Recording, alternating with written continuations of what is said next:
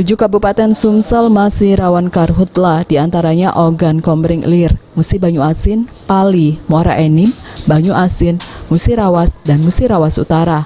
Dalam upaya pencegahan karhutlah harus melibatkan semua pihak. Untuk itu pihak kepolisian Polda Sumsel bekerja sama dengan kampus Unsri akan melibatkan mahasiswa sebagai ujung tombak sosialisasi pencegahan karhutlah kepada masyarakat.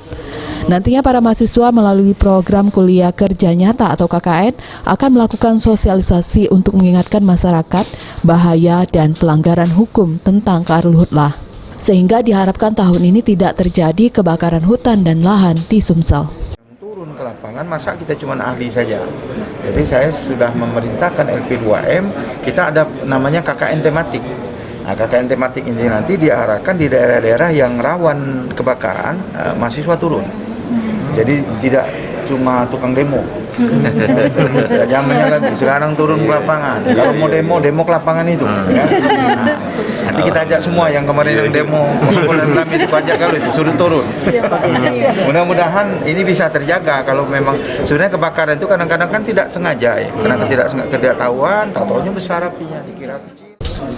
Selain itu, pihak kepolisian sepakat dengan pihak kampus untuk bekerja sama membantu kepolisian dalam proses penegakan hukum karhutlah, pemberkasan dalam penyidikan, dan polisi membutuhkan ahli dari pihak kampus sebagai upaya proses hukum lebih lanjut di pengadilan, sehingga para pelaku mendapatkan hukuman yang seadil-adilnya sesuai perbuatannya. Karena kita ketahui selama ini dalam penegakan hukum ini khususnya di pemberkasan ya penyidikan kita memerlukan keterangan pendapat ahli ya. Nah, karena polisi sebenarnya nggak menguasai dalam hal pertanahan, kehutanan, lahan.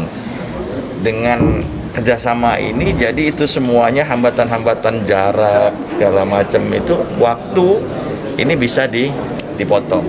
Alhamdulillah, terima kasih kepada pihak Unsri. Selama ini pengambilan Abidin Riwanto, PAL TV.